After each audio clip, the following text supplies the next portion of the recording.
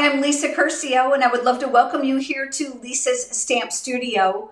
We're going to make a pop-up Sympathy cross card today. Now, I have had several people ask me to do a video on this, particularly customers and viewers, and I am thrilled to be able to share it with you. Now, the cards that they mailed to me actually had a partial cross on the entire front base of the card. But my friend Susie Wood had a fantastic idea on expanding that with new directions, which I'm going to be able to provide for you in today's video. Now, you're going to have a template in the free project sheet I'm going to give to you. That's going to be available when tonight's premiere is all over. It will be linked down in the video description for you below. It's going to contain pictures, cutting dimensions, and supplies, not only for the card I'm going to demonstrate for you, but for several other samples. So make sure you grab that. Now, if you are here for the premiere, we would love to interact with you. YouTube does require that you log into your account in order to chat with us live. Gina, Holly, and myself are right here in the live chat with you right now. Gina is my daughter. If you don't know who she is, she's an avid stamper and she works with me here at Lisa's Stamp Studio. Finally, we want to make sure that you know all about this. The online stamping retreat session 2 for this year is coming up on June 14th. That's if you live in the US, Canada, or Europe. Now, if you live in New Zealand or Australia, that'll be June 15th, and you are not going to want to miss this fun fold exclusive event. Gina and I partner with Kylie Bertucci and her amazingly creative husband, Bruno Bertucci, for this event. Now, it is a live streamed event, but don't worry, it's recorded and you will have lifetime access to all the content that we share. The best part about the event is the platform we have it on. It is super easy to use. You're going to have immediate access to it. You're going to be able to download instructions if you want to cut your supplies and stamp along with us, or perhaps you just want to be able to be live with us in the live chat and interact with us. It's a very personal and fun event. There are 6 live demonstrations throughout the day, but a total of 32 projects in all. And the PDF tutorial is something you all rave about. The last one was over 230 pages long for all the projects. Now, you might be wondering, how do I navigate that? Don't worry, it's thumbnail driven, which you are going to love. In addition to that, we come out with merchandise for every single retreat, and that adorable Vespa pin is this for session 2. You're going to be able to find this and all the information about the retreat at onlinestampingretreat.com. We would love to have you join us on June 14th or June 15th, depending on the country that you live in. All right, we're ready. Let's go ahead. Let's get started on today's project. We're going to begin with a piece of cardstock that measures 5 by 5 1/4. Make sure the 5-inch side is straight across the top of your paper trimmer. Now, I'm using the Stampin' Up! Paper trimmer that includes both the scoring and the cutting blade. They navigate up and down out of the way, which makes it perfect to use. I'm going to do the very first score line at 1 3/8 of an inch. So I'm going to line that up here, making sure it's nice and straight across the top. We're going to use that light blade and we're going to score. We're going to open up and move to 1 7/8 of an inch, and we're going to do the exact same thing. That's going to leave a very small channel here in the center. We're going to slide over to 3 1/8 of an inch and score, and then 3 5/8 of an inch, and that'll be our final score line. I know it's going to be challenging to see in the video, but there are 2 1/2-inch sections here in the middle. The next thing we're going to do is add the designer series paper. I find that's easiest to do while the cardstock is flat. I'm using the Delightful Floral Designer Series paper. It is double-sided, and I'm going to be using the glue press because it's a nice narrow area. To extend my reach, I'm going to be using the Precision Tip Reversible Tweezers. You're going to be able to find the glue press and these tweezers on my website under Shop Craft Room Favorites. They are not a Stampin' Up! Product. They aid me abundantly here in the studio. What I'm looking to do is create that equal border now all the way around. That 1/2-inch section, I'm going to go ahead and add designer series paper. You have an option of leaving it blank, and I have other samples for you, and one of them does include one without it having paper here. And I think that it's really just a matter of preference. I think both ways work really, really well. This center section right here, we're going to skip, and we're going to move over to this section here, which is the other 1/2-inch section. I have another piece of designer series paper here, and that will get attached here. And then we have our last section here. For this last section here, I opted to use a different pattern from the same designer series paper. While it has a slight pattern to it, it's more of a solid color, and that'll make sense in just a few minutes. So let's go ahead and add that to that middle section. Now that those pieces are together and the glue is dry, we're going to go ahead and crease on those score lines. The score lines here on either side of this colored cardstock, we are going to make what's called a mountain fold. So they're going to come to a peak. We're going to do that on both sides. I do want to reinforce that with my bone folders. I want to make sure any fun fold is going to stand up very well. The next score line that's here is going to be a valley fold, which means it's going to go down inside of itself. Again, looking here and here to make sure they're nice and even, and we're going to do the exact same thing on both sides. Now when it's finished, you're going to see how that center area comes out. Now we're going to work on the horizontal panel. I have a strip of coordinating cardstock here. This is Daffodil Delight, matches the card base. That's going to be really important. And another piece of that designer series paper. We're going to go ahead and attach these two together just like we've done before. I'm going to take the horizontal piece and I'm going to set it aside for the next step. The card base is basic white for this card. It measures 4 1/4 by 11. I did score it in half at 5 1/2 inches. I'll come in with the bone folder and create that nice crisp crease. Now what we're going to do is we're going to adhere this to the card base. You're going to see how it reaches end to end. I'm going to recommend that you do half at a time. I find that that is much easier than putting adhesive or glue on both of them and trying to get it in there just right. Make sure that you understand that you're going to be creating a margin on one side. So I'm going to flip this over and I'm going to add my glue just to this one panel. With the glue in place, I'm looking to leave a narrow margin at the top and the sides that are about equal. Now what we're going to do is we are going to collapse this, and I want you to do that before you start adhering it. And the reason is you're looking for that same margin on this side. If you adhere this before collapsing it, you'll find that once you adhere it, you're going to find it difficult to push because maybe you didn't provide enough gap. So make sure you make this nice and flat. We're going to fold this back on top of itself and we're going to add our glue. With this collapsed, now you should be able to close up the other side and it should match up well and press that glue down into the card base. Now once the glue is dry, you're going to see how this pops up to create the center panel of the cross. We're going to come back here to the horizontal panel.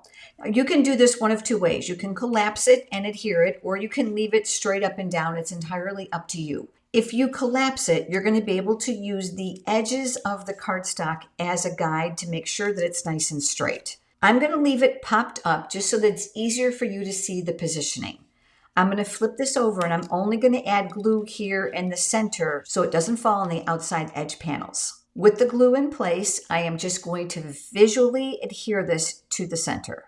Once I have it where I want it, then you can collapse it and you can do any adjustments that are necessary. I'm looking here to make sure that the outside edges are as straight as possible. We are going to decorate it, and you might be wondering how we're going to decorate this. Now, I've seen a lot of cards that my customers have made where they decorated the center, but I decided to do something different. I'm going to be using the Delightful Wishes bundle to decorate the cross. These are the stamps and the coordinating dies, and they're very, very abundant. This is scrap basic white cardstock. I'm going to start with Daffodil Delight ink, and I've mounted the outline image of the cascading flowers. I'm going to go ahead and I'm going to ink those up, and I'm going to stamp them here on the scrap cardstock. I'm moving over to Lemon Lolly ink for the next step. This is called two-step stamping, where there are two images that are closely related to create two different shades. You're going to see one is the outline and the other one is solid. I'm going to ink this up in the Lemon Lolly ink, and I chose these colors because they're part of the designer series paper.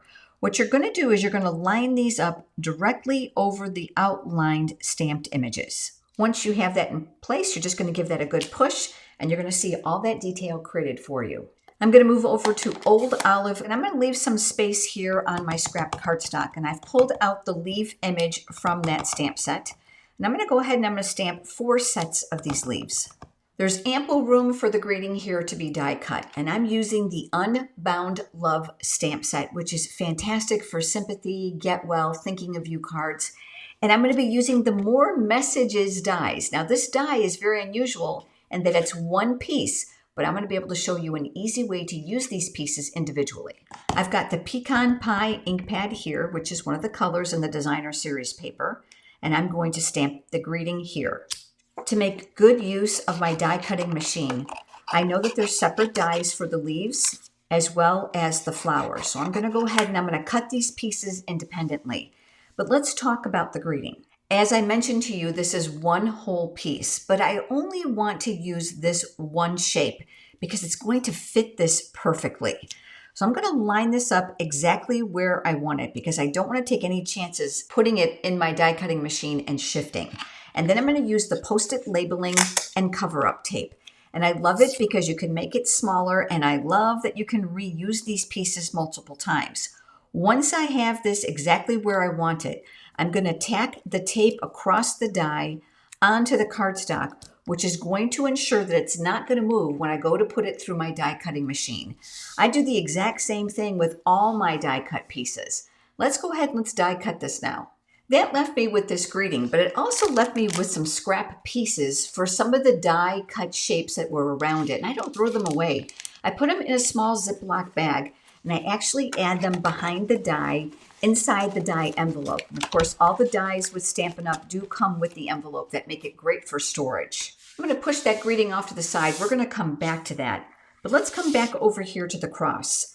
Now, part of the die set is that it has a branch. Now you can see how large it is, and it's going to be way bigger than what I'm going to want. So what I'm going to do is I'm going to trim this down to be able to use the areas that I'm looking for. I'm going to come in with my paper snips, and I'm going to cut it about here. This is going to go here near the bottom of the cross. Now I've die cut the flowers ahead of time, and I'm going to be working with that trio piece. You can see here the color of the flowers shows up beautifully on the darker paper that was here versus this designer series paper. But I have another one to share with you that shows you a variation. I'm going to work here on my silicone craft sheet because liquid glue, hot glue, and adhesive will not stick to it. While I realize this is probably not their intended way, I love to use my stamps and dies in a creative way for the cards that I'm creating. I'm going to bring in those reversible tweezers once again. And this time I'm going to lay the glue here on top of the branch. I'm only going to need a little bit because it's very strong and it dries quickly. I'm going to take those flowers and I'm going to position that smallest bud here on the right so that it's going to fall on top of the branch. That now has given me one piece to work with. I'm going to do the same thing now with the leaves. I like to create the collage that I'm working with first, especially when I'm working on a narrow section. I find that works well. So I'm going to take one of these and I'm going to hold it behind here where I think it's going to go so I have an idea on positioning. Once I'm ready and I'm confident where it's going to be attached, I'm going to add some liquid glue here to the bottom of the leaves, and I'm going to add that here behind my flower. I'll take the next one, and my intention for this one is going to be up underneath here. So let's go ahead and let's add a little bit more glue, and I'm going to slide this up underneath this flower.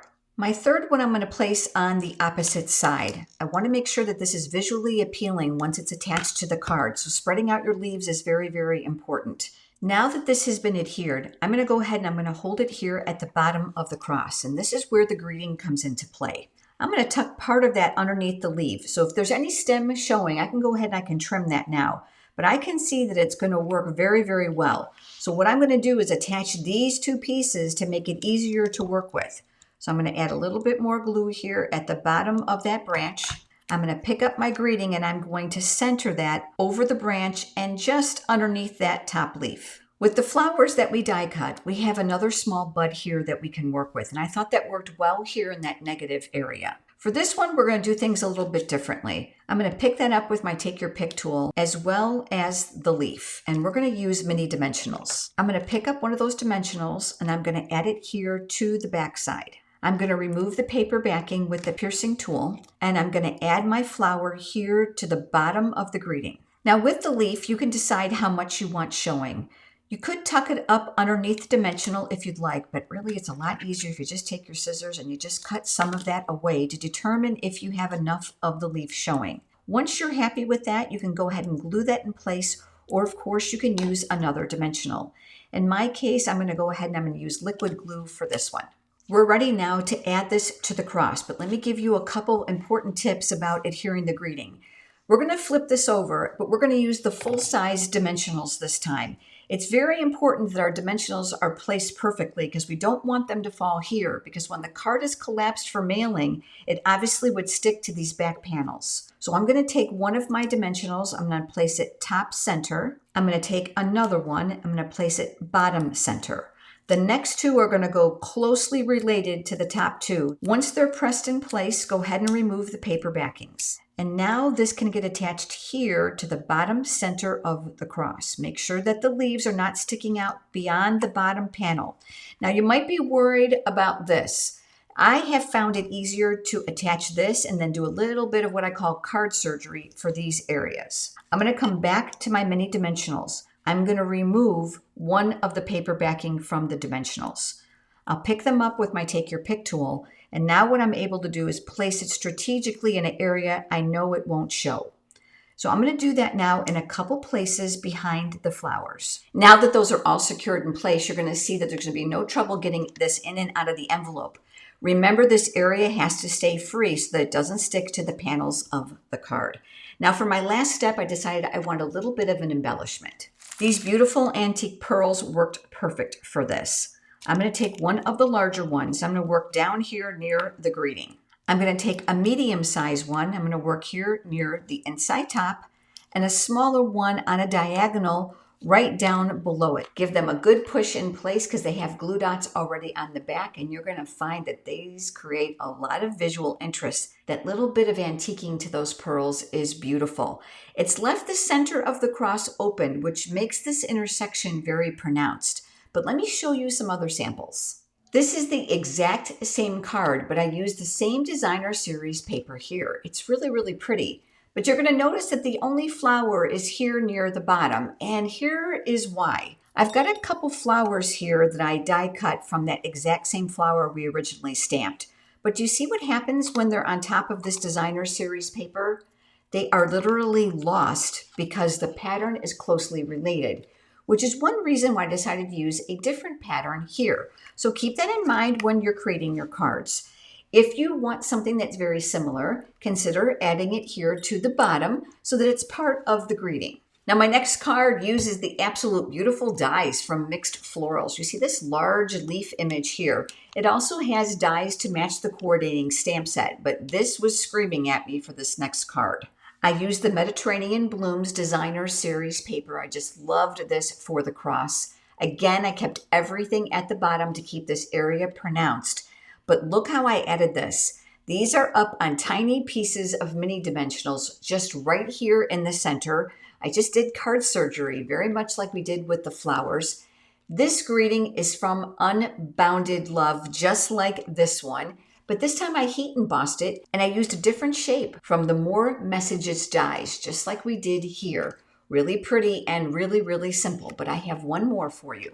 My next card is going to use the Thoughtful Moments hybrid embossing folders and the coordinating dies.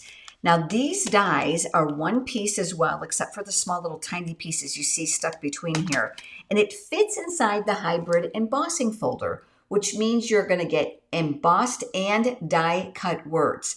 Now you can strategically pick a certain area, very much like we've done with the More Messages dies. And here is the card I created with that one. This time I used gold foil for the greeting so that it was very pronounced and tied in with that gold bronzy finish here in the background. The die here in the center came from another one of my favorite die sets, and it's called Impressions Abloom. So you'll see the leaves here near the bottom. Go ahead and hunt and peck through your die cut set and embellish your crosses in lots of unique and beautiful ways. Lots of ideas for you today and different ways you can create your beautiful pop-up cross sympathy cards.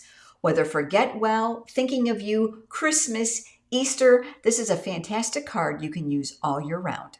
That card is a lot easier than it looks, isn't it? I cannot wait to hear which was your favorite. Let me know in the comments below. And how will you make your cross? Will you use different designer series paper for the front, or will you keep it all the same? I would love your feedback. It's so important as I design new projects. Now, it wouldn't be a YouTube premiere if I didn't give a huge shout out and thank you to our YouTube channel members. You'll notice them because they have a crown in front of their name. They get custom badges, custom emojis, and the opportunity to buy exclusive merchandise that we have designed.